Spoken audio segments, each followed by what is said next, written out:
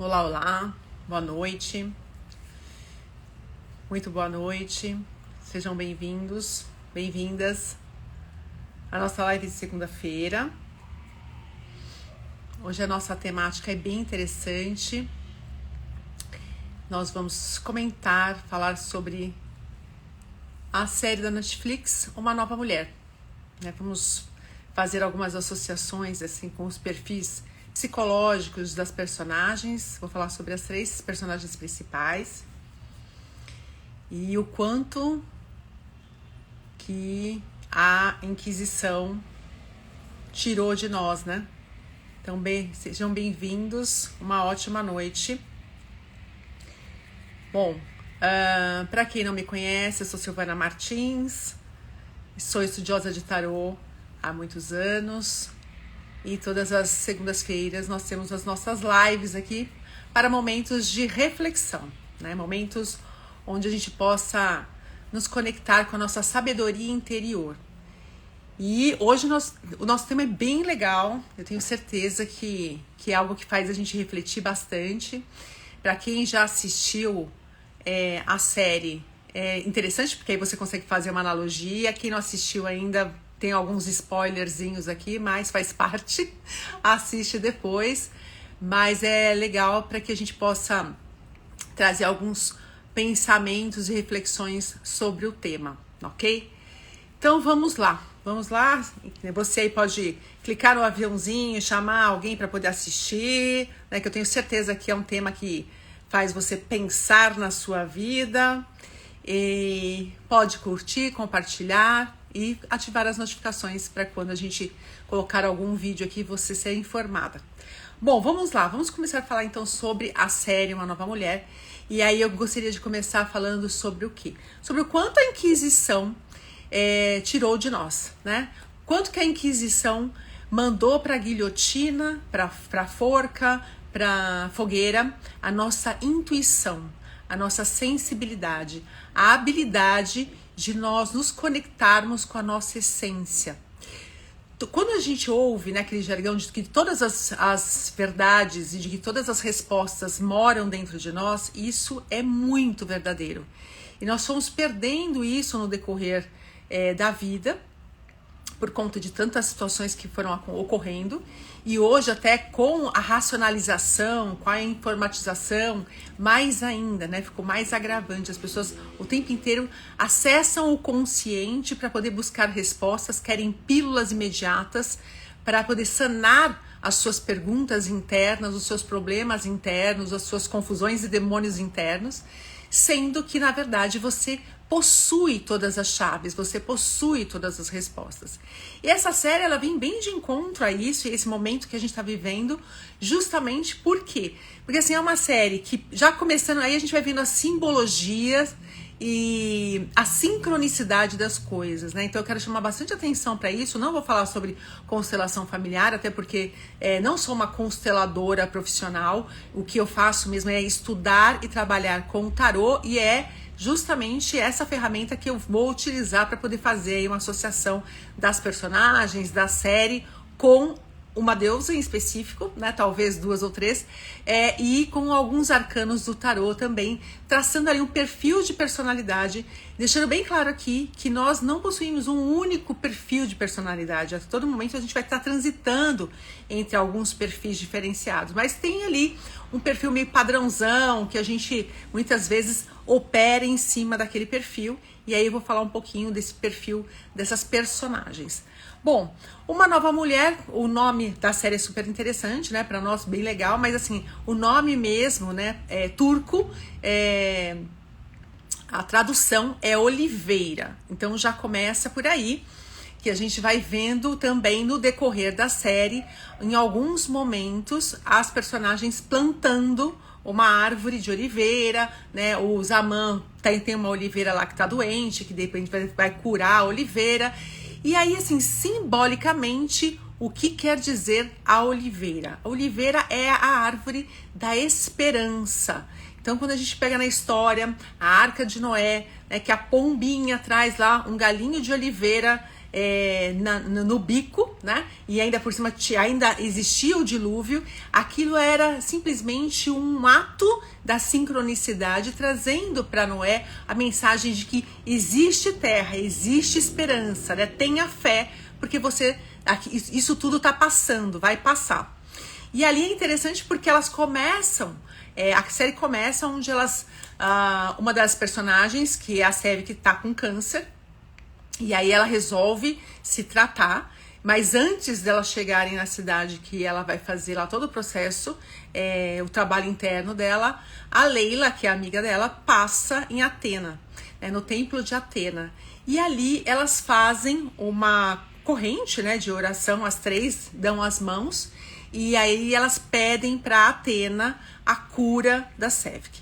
E aí o que me chama muita atenção é o seguinte, né? Primeiro que elas entram no templo e elas ficam ali no centro, entre as colunas, então ali já estão no centro de uma mandala, no centro de uma estrutura, de uma organização. E aí, ali no centro, elas começam a fazer os pedidos e mais ou menos você vai vendo como cada uma funciona. Então, quem é Atena? Atena é a deusa da sabedoria, é a deusa da justiça, é a deusa da estratégia em batalha, né? É uma deusa racional.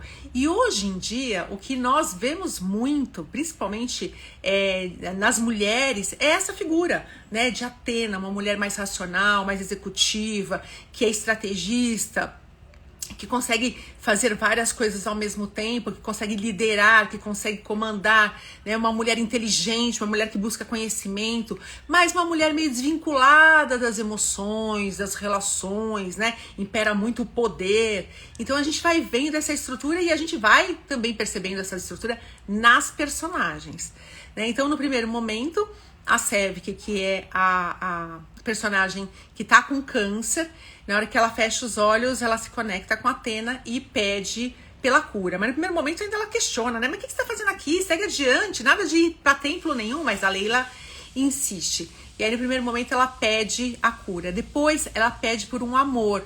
Por quê? Porque ela é uma personagem que ela tá muito voltada para o outro, ela tá muito voltada para o trabalho, mas ela mesmo não se olha, não se percebe, não se cuida muito, ela cuida dos outros, mas dela ela não se cuida muito. E aí a partir do câncer é que ela começa a ter esse olhar para ela, e ter esse olhar de rever a vida dela, né? Inclusive trabalho e todas as outras coisas. Depois, a segunda que pede a Leila, né? Então ela começa pedindo peitos novos, para que o marido preste atenção nos peitos novos, para que ela consiga fazer uma cirurgia plástica, né?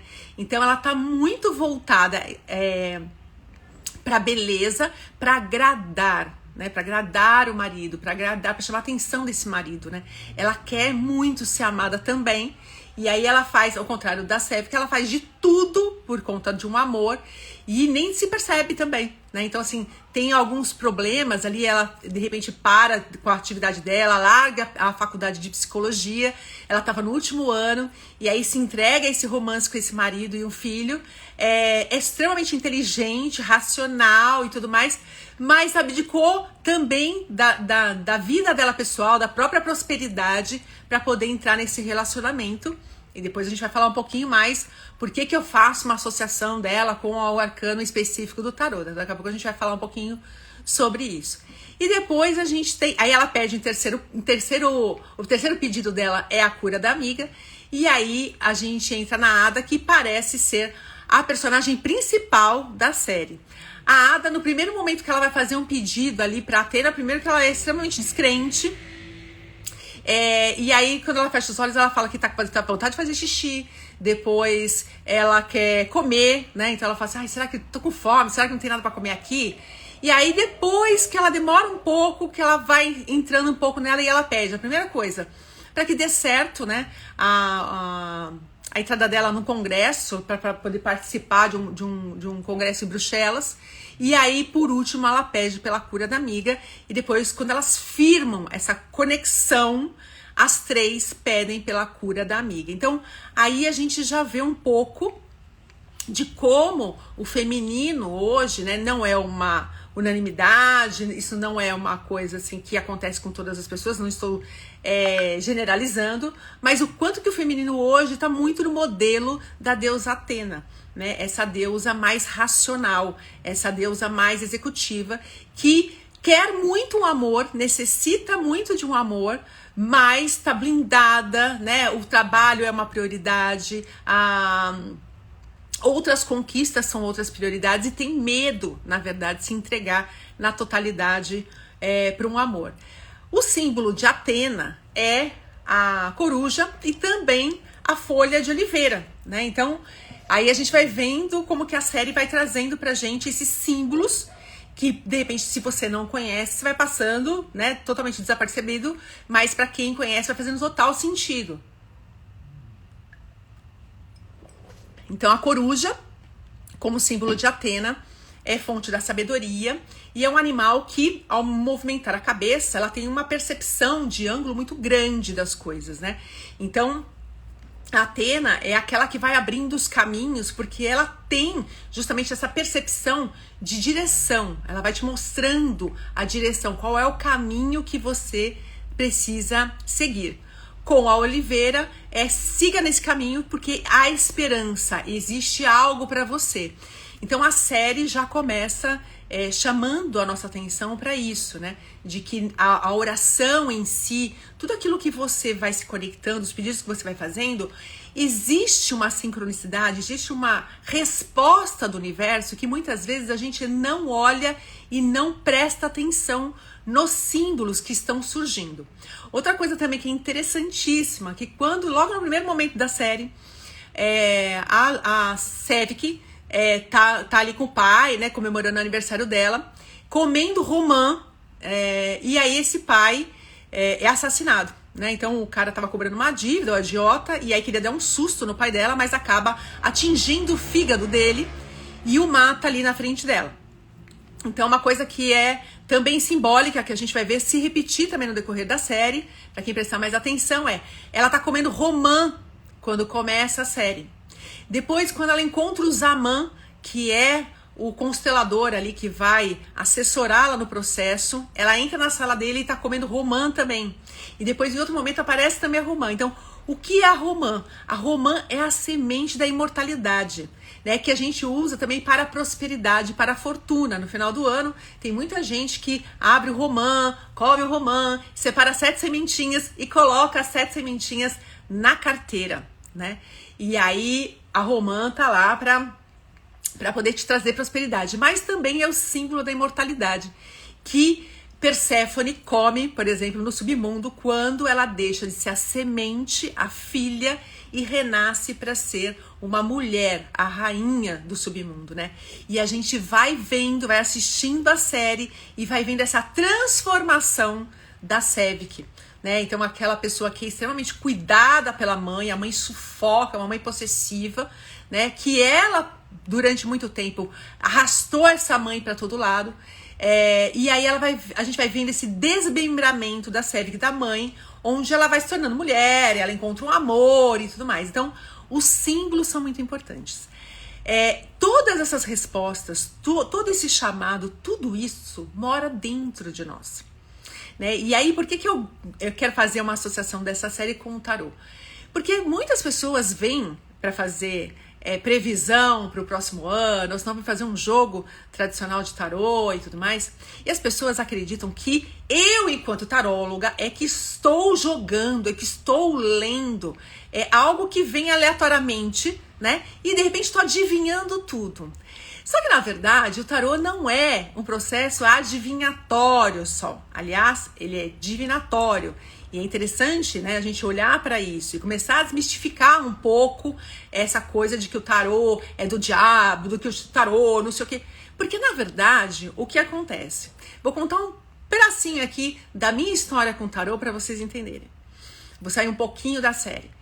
Quando eu me deparei com o tarô pela primeira vez, eu acho que eu tinha uns 12, 13 anos, eu ganhei um tarô, que eu não sei nem de quem é que eu ganhei esse tarô, E aí, durante muito tempo, eu comecei a jogar pra mim, jogar pras pessoas, e aí as pessoas começaram a vir, principalmente parentes, né? As primas, os primos, todo mundo, ai, tira uma carta pra mim, tira uma carta pra mim, tira uma carta.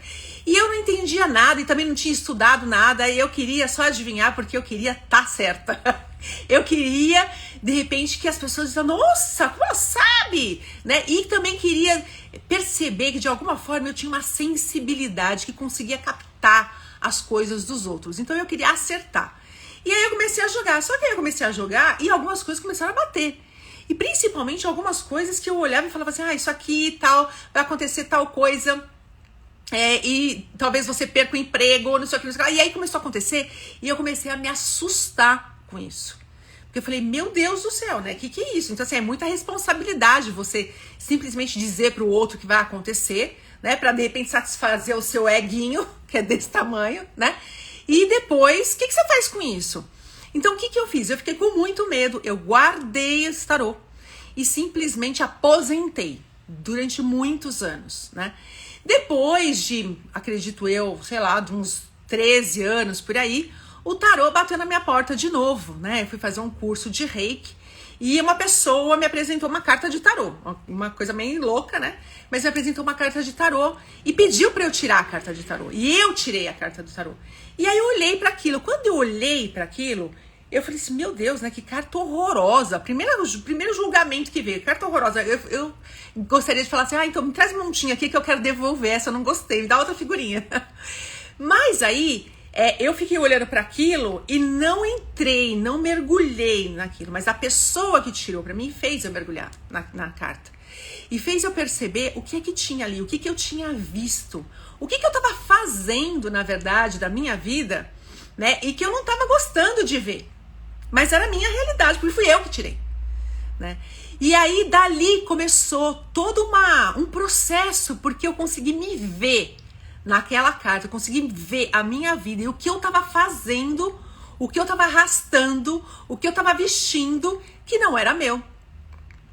E aí, desse momento, começou todo um processo de transformação, né? Onde eu saí do meio corporativo, comecei a estudar essas terapias holísticas, mas ao mesmo tempo que eu fui me trabalhando, eu gostava e gosto de mergulhar muito nisso. Então, comecei a acessar mesmo o inconsciente, porque era uma barreira. Eu era o tipo da pessoa, Atena de ser, que é uma Ada aqui na série, extremamente racional e que, se bobear, quer derrubar ali os falsos gurus, porque, imagina, como assim, que você não me prova isso, então como que eu vou trazer esse negócio pra mim? Só que uma vez que me convenceu e que eu me vi ali, eu falei, gente, não tem outra história, né? Não tem esse... É isso, quer dizer, você consegue se ver ali. Então eu comecei a estudar e mergulhar mais profundo no tarô e comecei a atender várias pessoas, só que aí num outro processo, no processo de divinação, né? Onde você entra no sagrado da pessoa, onde você entra em contato com o espírito. O espírito da pessoa não é a espiritualidade, não é o espírito, aliás, desculpa, não é o espírito que de repente você vai lá e fala, tem um espírito obsessor em você, tem um espírito evoluído, tem um espírito... Não, é o seu espírito. Aquela força que vem aqui no tarô Visconde de Scorza, no formato do louco, que é o arcano 0 do tarô, né? Que é 0 por quê? Porque ele vem, ao mesmo tempo que ele vem sem nada, ele vem com tudo que ele precisa. E que aos poucos ele vai se nutrindo de personas, ele vai se nutrindo de arquétipos, e isso vai dando uma roupa para ele, né? Uma vestimenta que é o teu corpo. Né? Então, no primeiro momento, o que você faz a conexão aqui quando você vem para esse plano? É o teu espírito que vai se conectando com o corpo celeste e vai trazendo para si os arquétipos. Que quando a gente olha, por exemplo, para o tarô, você vai vendo lá 22 arquétipos maiores, 56 arquétipos menores, que é a forma como você lida com a vida e você vai se mostrando. O que são arquétipos? Arquétipos são formas, modelos universais, que todo mundo reconhece em qualquer parte do mundo. Então, quando você fala de dinheiro, em qualquer lugar do mundo, a pessoa sabe o que é dinheiro. Quando você falar sobre trabalho, qualquer lugar do mundo, você sabe o que é trabalho. Quando você fala de mãe, pai, família, quando você fala de guerreiro, de guerreira, de ideal, Então, tudo isso são arquétipos que estão aí no inconsciente coletivo e que você vai agregando em você da forma como você inspirou isso no momento que você veio ao mundo, certo? E isso vai dando pra gente um tônus, né, de uma personalidade que você vai se movimentando mais ou menos ali de acordo com algumas figurinhas, né? E aí o que acontece? Quando você vai para um campo, por exemplo, como na série, né? Na série elas vão ao encontro do Zaman, porque a série que tá com câncer, e ela ouve falar que alguém foi curado por conta daquele homem. Aquele homem não cura ninguém, e ele falou, né? Ele fala pra ela, eu não curo ninguém e também não tô aqui para substituir a medicina, mas eu consigo tratar do seu espírito, eu consigo acessar a sua alma, né? E você pode ir limpando isso. Se você vai ser curado ou não, aí já é outra coisa, não tá nas minhas mãos.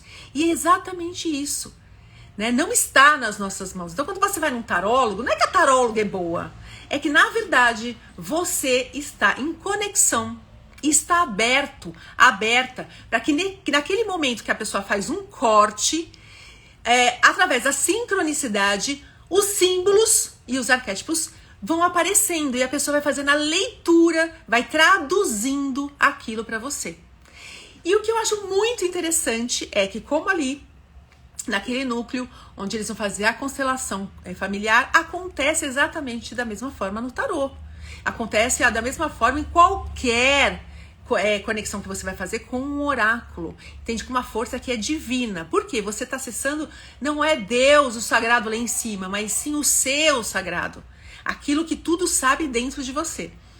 O que acontece ali? Eles entram no campo, né, da constelação familiar, e aí aquele campo é preparado para que cada uma das pessoas possa sentir, se conectar com aquela pessoa que está sendo constelada. Como que isso funciona num jogo de tarô? Como que isso funciona na vida? E eu tenho certeza que se você for colocar aqui para mim, você vai dizer assim, eu já vivenciei esse troço aí. Né? E quantas vezes você tá na sua casa e você pensa assim, nossa, faz tempo que eu não falo com fulano de tal. Aí o fulano te liga. Aí você, de repente, tá para receber alguém e aí vem uma sensação esquisita. Você fala, seria melhor que não viesse. E aí a pessoa chega e tá com aquela energia que é o ó. Sabe que você fala, misericórdia, tem 10 elefantes nas costas da criatura. Tinha que ter selado meu umbigo, né? Meu umbigo não é com citrino e nem com fita crepe, não. É com fita isolante, sabe assim, aqueles paradrapos daquela idade. Então assim, a gente tem uma sensibilidade. Todo mundo tem. Tem gente que fala assim pra mim, não, eu não tenho mediunidade. Ai, aquela pálida. Todo mundo tem, né? Você é a sensibilidade, todo mundo tem intuição, tem esse poder de sentir as coisas. Você pode até, uns mais desenvolvidos, outros de repente a desenvolver, e você pode desenvolver, né? Então, você acaba sentindo algumas coisas. Cada um sente de um jeito. Tem gente que tem o poder da evidência, consegue ver, né, a coisa ali se manifestando, o bom, o ruim, o feio, o bonito, vê.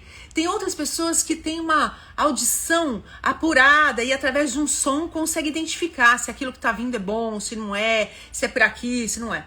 Tem outros que através da imaginação, do pensamento, fechou o olho ali, o pensamento traz algumas formas que você fala, é pra direita, é pra esquerda, eu mais ou menos vi o que tá acontecendo. Tem outros que é interno, né? A sensibilidade vai conversando com você de dentro pra fora e vai trazendo pra você o sentimento de que existe algo, ou bom ou ruim, se a resposta é positiva ou negativa, se eu devo ou não devo confiar. Todo mundo passa por isso. Então, o que acontece no campo, quando você vai jogar tarô e ali também no campo? A pessoa chega e aí você fala, como que ela sabe? Como que uma vai incorporar o sofrimento da outra? Porque você tem um campo. E onde você vai, esse seu campo de energia, né? Que você traz com você, que conta a sua história, que está permeado pelos seus arquétipos, que está permeado pelos seus, pelas suas informações todas, né? Vai junto com você. Você não vê, mas você tá carregando aquele campo. A pessoa que tá ali do teu lado também carrega o campo dela, mas quando ela entra no seu campo, ela consegue sentir aquilo que você tá sentindo. Talvez ela não consiga explicar o que é, mas ela consegue sentir, né? Então, o Reiki, por exemplo, É algo muito interessante. Por quê? Porque no Reiki, você vai lá aplicar a energia Reiki numa pessoa, e principalmente quando você é novato ou novata, você começa a aplicar lá a energia do Reiki, e aí, de repente, você fala assim, nossa, tô sentindo meio que um incômodo na barriga, ou senão, ai, tem um peso na minha nuca, ou senão, ai, nossa, uma vontade de chorar. E aí, quando você vai perguntar pra pessoa, a pessoa fala, eu tô sentindo isso mesmo. E aí, conforme você vai estudando e conforme você vai entendendo um pouco mais o que é energia, como lidar com ela e vai lidando com a sua sensibilidade através do autoconhecimento, você consegue fazer a leitura desse campo. Que é o que acontece ali, né? Que o Zaman vai fazendo a leitura do campo. Então, as pessoas vão trazendo algumas informações, ele vai se conectando com o conhecimento, mais o poder intuitivo dele, e ele vai coordenando o trabalho, até o momento de saber, por exemplo, que por hoje chega, ou se não, vamos dar continuidade, porque ele percebe o outro, ele sente o outro, né? Então, por isso que eu falei que, assim, uma das coisas que muitas pessoas morreram na Inquisição, mas eu acho que o que mais a gente percebe hoje de perda para nós mesmos foi essa perda da conexão com a intuição, com a sensibilidade, porque as pessoas morriam por conta disso, porque jogavam tarô, porque trabalhavam com uma erva, porque trabalhavam, sei lá, com a lua, né, com o feminino, e aí, com os animais, e aí isso era considerado uma heresia, né, uma abominação. Então é lógico que para quem está na supremacia, não interessa pessoas que pensam e que sentem, pessoas que têm uma intuição e que confiam nisso. Então esse momento é um momento de a gente começar a virar a chave e começar a pensar diferente, né? Então assim, para mim, eu acredito muito, e eu ainda vou ver isso acontecer, que você que de repente não sabe jogar tarô e que não quer o tarô como sua profissão, como uma carreira, você poderia, né, ou deveria aprender para você mesma. Por quê? Porque quando você pega o símbolo, quando você pega o arquétipo, e todo mundo acha que é muito difícil, mas não é, você consegue ter uma direção, você consegue ter um caminho. Tem coisas na sua vida que só você sabe e que você não quer que ninguém saiba. Por exemplo, na série. Na série, a Sevik, que é a moça, a atriz que tá com câncer lá, a personagem que tá com câncer, tem um carro, o lazarento, fazendo barulho infernal aqui. Ela tem uma mãe que é extremamente protetora e que guarda segredos, né? E que não quer que ninguém saiba. E aí, quando ela percebe que o Zaman tá indo nessa direção, ela, de defensora dele, ela começa a querer atacá-lo de todas as formas. Ela até esquece que ele tá tratando, que ele tá ajudando a filha dela. Por quê? Porque tem um segredo ali que só ela sabe, né? Que ela oculta. Então, vamos lá fazer um pouco fazer as associações que eu separei aqui do tarô com as personagens, falando um pouquinho de cada uma e por que eu associei essa personagem com o arcano tal. E aí depois, quem joga tarô e faz fizer outro tipo de análise, pode colocar aqui, pode de repente entrar depois lá no direct pra gente conversar, que é como eu falei, não é um perfil definido, é algo que eu fui analisando e fui, através da minha percepção, fazendo o balizamento ali do tipo psicológico da pessoa com um arcano. Lembrando, né, mais uma vez que... Toma uma aguinha porque a garganta vai secando. Se você não conhece tarô, né, se você nunca fez, de repente, um jogo, uma previsão, é muito interessante, principalmente se você for voltada não para adivinhação, sabe? Para querer saber o teu futuro, se você... Não, mas, gente, o processo interno, se você reformula, se você né, começa a atuar em cima da divinação, todas as coisas, né, que você quer que adivinhem se você vai ter ou não, elas vão surgir até você. Porque quando você vai olhando para o seu inconsciente, vai entendendo o que ele está querendo de você, a sua trajetória em relação a essa jornada do tarô é uma jornada de evolução. Então não tem como você não chegar onde você quer, onde é pra você, onde você escolheu, Não tem como você não realizar a sua missão, porque o tarô fala disso, né? Os arquétipos vão te levando para essa realização dessa missão. E aí, as pessoas dizem, mas precisa ter coragem. Não, coragem a gente precisa ter para viver alienado, sabe? Se acostumando com tudo, inclusive com coisas que não são interessantes. E aí, voltando de novo na série, o que a gente percebe ali? Primeiro, a Sevik totalmente acostumada com uma chefe intransigente, arrogante, uma mulher que não tinha nem um pouco de sentimento e nem de emoção. Ela estava dizendo pra chefe que estava com câncer, a chefe demitiu ela pelo telefone, né? E nem perguntou se ela estava bem ou não, tanto é que ela mandou a chefe Sifu no final, que ela teve coragem, porque ela não tinha coragem de terminar com isso, né? De finalizar esse trabalho que simplesmente drenava ela, né?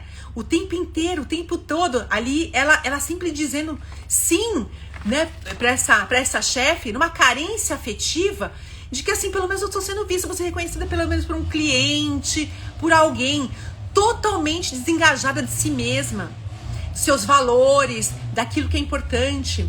No começo eu falei pra vocês, o pai tomou uma facada no fígado.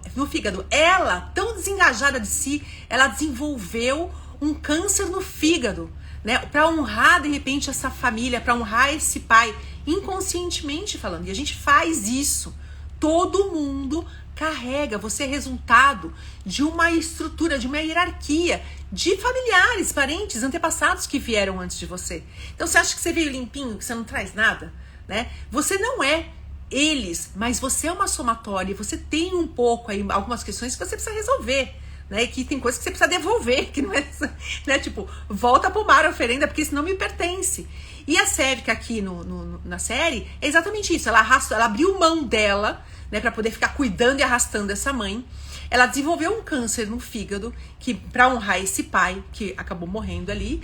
E a vida naquele momento, o câncer estava ali como um chamado para que ela pudesse olhar para ela e começar a olhar para esse interior, o que ela tinha para viver.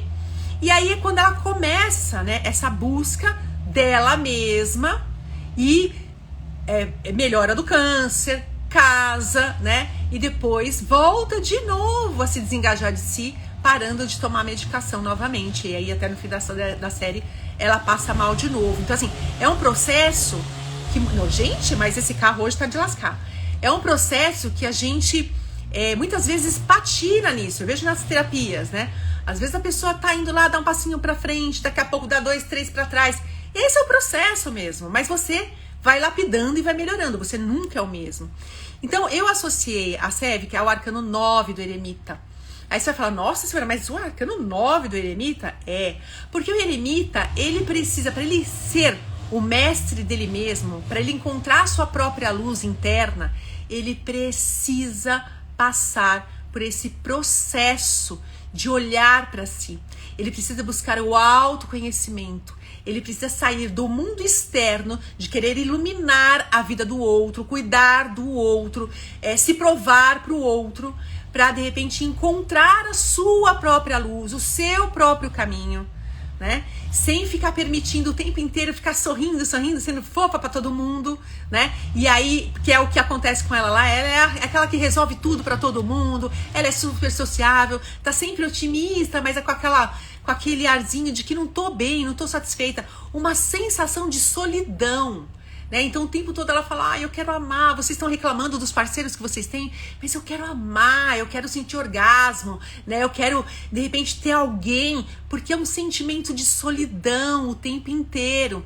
Então quando a gente olha, por exemplo, o arquétipo do Eremita aqui, que não se parece nada com a Sevik, porque ela é bem bonita, mas quantos de nós vivenciamos esse arquétipo, né? Parece esse velhinho aqui, solitário, que faz esse caminho sozinho, tudo pelo altruísmo, por ajuda, por auxílio ao próximo, né? Desengajado de si mesmo, para poder iluminar o caminho das pessoas, né? Às vezes reclama, parece velho, rabugento mesmo, porque ninguém percebe isso.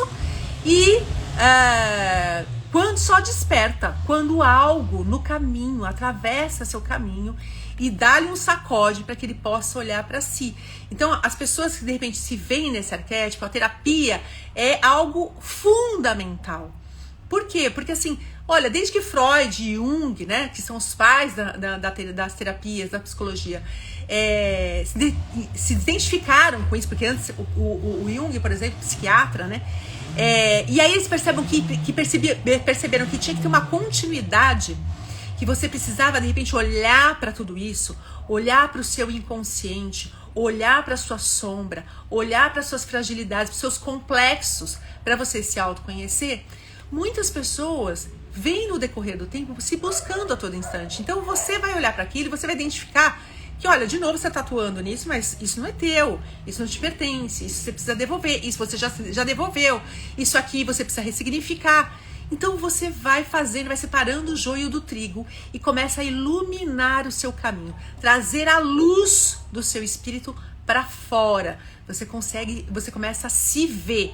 Né? Os outros não têm mais importância? Tem, mas você vai dar um outro peso para o outro. Depois, a gente tem a Leila, né? A Leila é a loirinha lá, né? Que é toda voltada para o polidense, para o Instagram. Então, ela faz vários vídeos e tudo mais, né? É bem interessante, por quê? Porque assim, ela é extremamente otimista, expansiva, né? Então assim, ela não consegue se conectar com a tristeza. Né? Então assim, todas as vezes que tem uma péssima notícia, ela dá um jeito de vamos lá, alguém tem uma boa notícia para me dar, né? Mas ela é a que está conectada com a parte espiritual, com a parte psicológica, mesmo sendo toda espiritadinha, ela consegue fazer algumas leituras de carências, né, das amigas. Ela só não consegue olhar para ela e para a carência afetiva que ela tem. Ela não se valoriza. Ela acredita que o valor dela tá nos peitos, tá no corpo, tá no rosto, né? Então, ela tem um tônus extremamente racional e estrategista de Atena, né? De uma mulher de negócios, porque ela se torna depois, ela vai desenvolvendo esse talento, ela se torna uma empresária, que ela já tem isso dentro dela.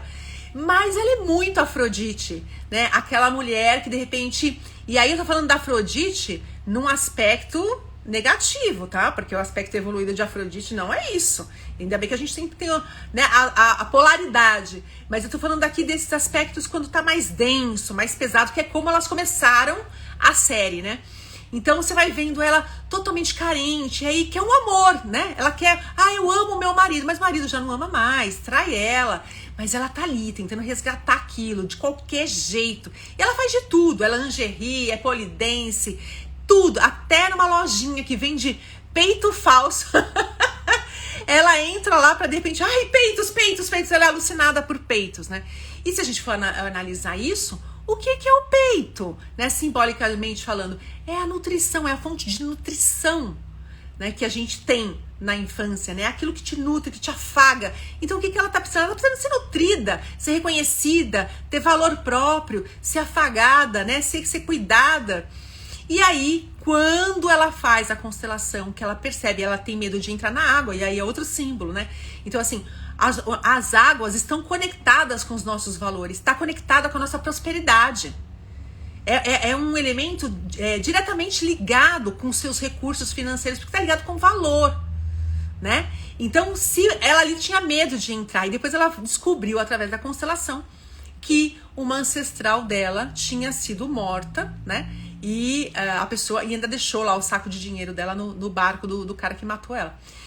E aí ela morreu afogada. Então assim, e ela tinha esse medo, carregava isso da ancestralidade. Uma vez que ela identificou isso, né, que ela tomou consciência disso, você não viu ninguém pirando cabeção e ficando lá no passado. Não, você toma consciência e a chave vira, né? É alguma coisa que acontece dentro de você, que muitas vezes a gente não consegue entender. Nossa, mas eu fiquei sabendo disso, uma história dos meus antepassados, isso mudou em mim. Eu fiquei sabendo disso no tarô. Então o tarô me trouxe uma revelação, né? De que de repente eu funciono assim por conta de uma convivência com meu pai, com a minha mãe, ou se não algo que aconteceu na minha infância. Mas a partir disso que eu tomei essa consciência, parece que algo mudou em mim. Exatamente isso que acontece. Então quando o seu inconsciente manda uma mensagem, um símbolo, um arquétipo para a sua consciência, a sua consciência entende, faz a leitura, automaticamente você muda a chave porque já não faz mais sentido. Entende? Você já tem clareza suficiente em relação àquilo. E foi o que aconteceu com a Leila, né? Com todas elas. Então, quando ela tomou consciência do que tinha acontecido com a tia e tudo mais, ela simplesmente começa a se conectar um pouco mais com ela. E ela começa a contar um pouco mais sobre a vida dela. Se conecta um pouco mais com os sentimentos e percebe que esse marido tá usando ela. Né? Tá usando pra de repente ela pegar o dinheiro que ela acabou de herdar, porque ela virou a chaveta, né? Já herdou uma herança. E aí ele começa a usá-la para que ele pudesse fugir. E ela resolve não ir, né? Resolve não, na última hora lá ela percebe a polícia e acaba não desistindo de viajar. E aí a vida dela começa a acontecer.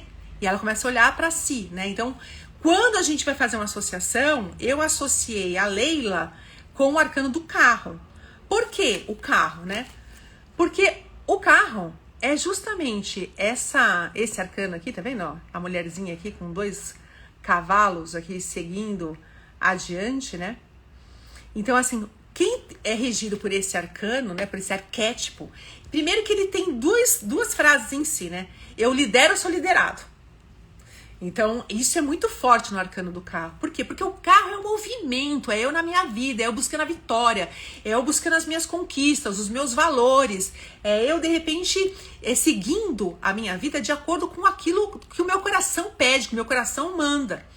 Uma vez que eu não tenho autovalorização, que eu não consigo me enxergar, que eu não consigo perceber as minhas facilidades, as minhas possibilidades, os meus talentos, eu fico à mercê de quem me rege, de quem me conduz, que são os cavalos aqui, ou a própria carruagem. Eu não me conecto à minha essência. Eu tô sempre conectada olhando pra fora, que é o que a Leila faz.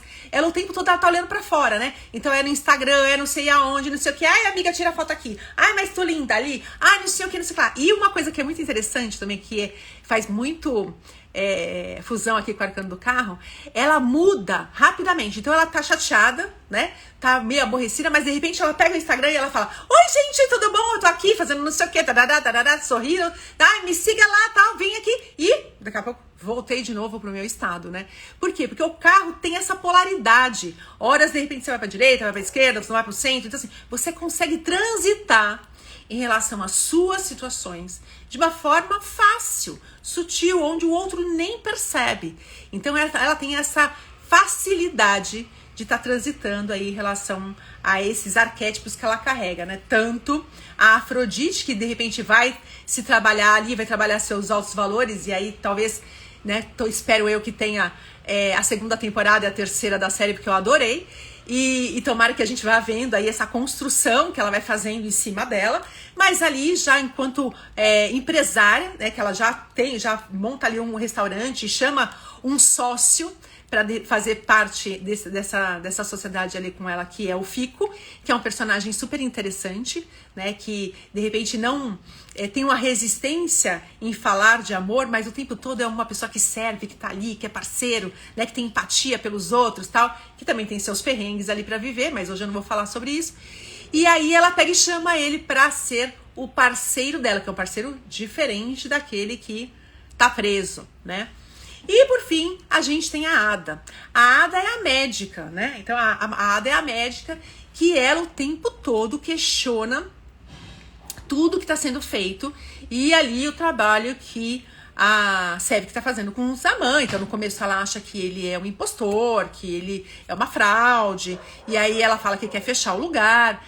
Mas a Ada é muito interessante porque assim, ela não se conecta com as pessoas diretamente. Então as três, a gente vai vendo que as três, né, quando a gente pega esse arquétipo de Atena, você vai vendo que as três têm uma dificuldade ali em lidar com sentimentos, né? Uma que não se aventura, não vai atrás de um relacionamento, tem medo, se sente sozinha. A outra que quer um amor a todo preço, mas não se valoriza.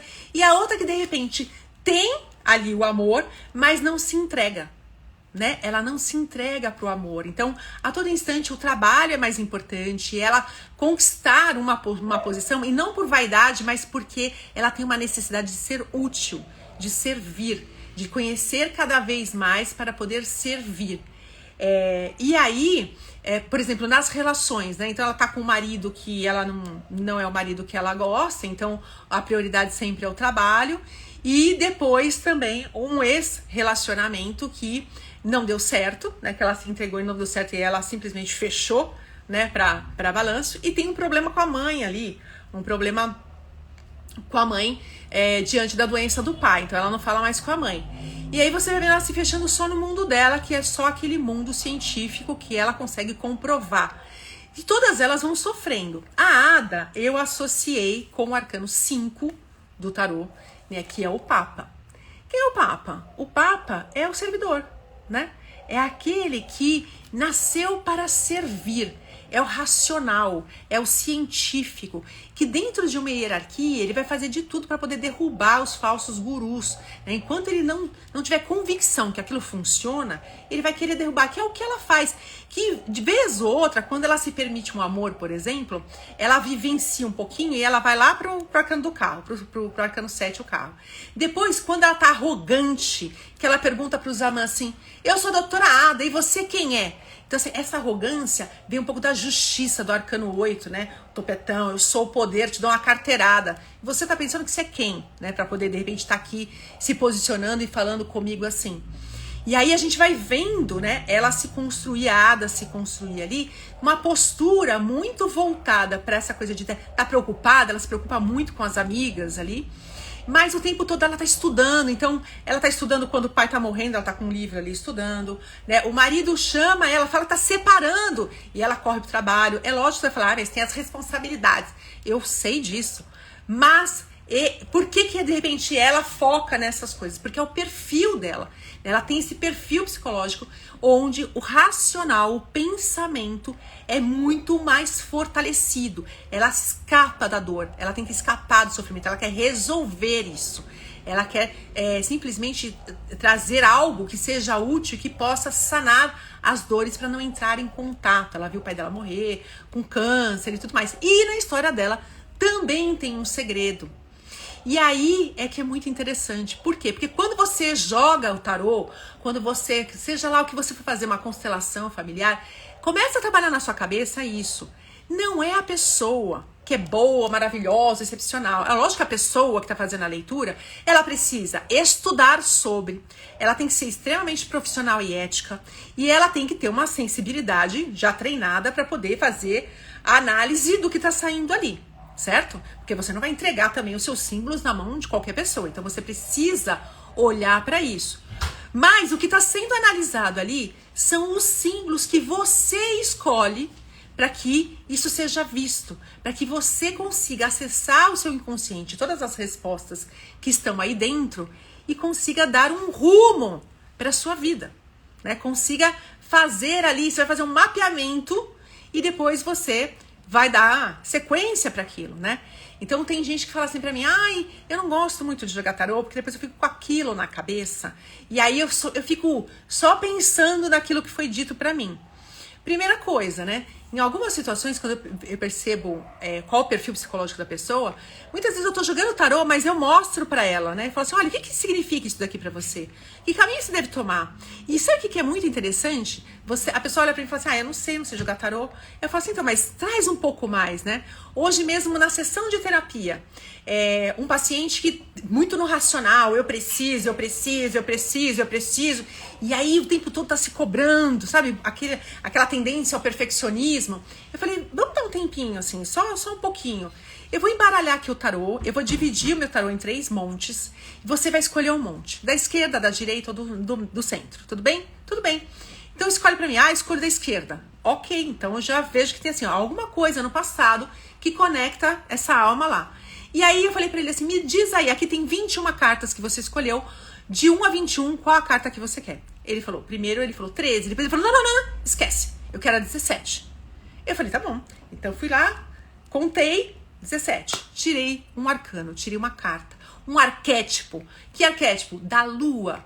E aí a lua surgiu. E aí a pessoa fala assim, eu não sei, não entendo de tarô. Eu falo, não, Viaja, vai me falando o que você tá vendo, como que isso conversa com você. E a pessoa começa a falar, ai, aqui eu vejo um cão com 3 cabeças, vejo uma mulher que a cabeça tá olhando pra lá, pra cá, e aí vejo um sol na cabeça, e vejo, e aí de repente ela entra num assunto. E aí, qual era o assunto? Ai, nossa, eu tava conversando outro dia com meu pai e falei que eu adorava quando eu ouvia uma música que ele tocava no piano pra mim. E o quanto que isso era bom, o quanto de repente me vinculava, né, as memórias afetivas que eu tinha, E agora eu tô falando com você e tem 2 caras aqui tirando o piano da minha sala, a parte de dentro, pra levar pra arrumar. Nossa, que legal! Ai, nossa, mas isso não tem nada a ver com o que a gente tá falando. Tem tudo a ver com o que a gente tá falando. Tudo a ver. Por quê? Porque isso é o espírito falando com você. Isso é o seu inconsciente falando com você através da sincronicidade. A carta tá lá e veio uma situação do passado. O que é a lua? Sua origem, suas memórias afetivas. O que é que você carrega na tua infância? Como foi esse contato com essa pessoa, com esse familiar? Então, assim, o que é que tem ali? O que é que tá oculto e que você não tá trazendo pro agora? E você pode até, de repente, aproveitar dessa chave para fazer sua vida acontecer na carreira, no amor, sei lá, né? Porque a gente tá conversando sobre outras coisas. Então, assim, percebe isso. E aí a pessoa acha que, ai, não tem nada a ver. Não, tem tudo a ver. Tudo a ver. Então, quando você busca o autoconhecimento, essas respostas que você vai encontrando são as suas respostas. Ninguém vai ter uma resposta melhor, mais sábia do que a sua. Então, quando essas mulheres na série começam a se conectar com a própria essência, com o próprio eu, com a própria forma de agir, por conta delas e por conta de pensamentos e atitudes que elas repetem como alguém da família, elas têm aquele resultado. Uma vez que você muda, você tem outro resultado. Entende? Então, você entrar em contato com a energia do tarô, para você de repente ser um profissional ou para você fazer uso próprio, é maravilhoso, é muito interessante. Porque você não vai ficar à mercê de ninguém. É você. Então, eu tenho uma dúvida. Vou fazer tal coisa, entro nesse empreendimento ou não entro? Fecho com esse patrocinador ou não fecho? Faço uma cirurgia nos peitos ou não faço? Né? Levo adiante esse relacionamento com essa pessoa ou não levo? E aí você tira a carta e você mergulha nessa resposta. O que esse símbolo está conversando comigo?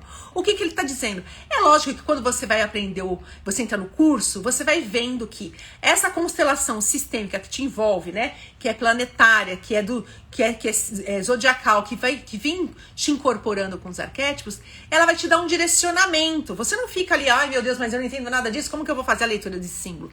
Você estuda. Né? Então você estuda, depois você faz as associações e a sua intuição vai te conduzindo para o caminho correto.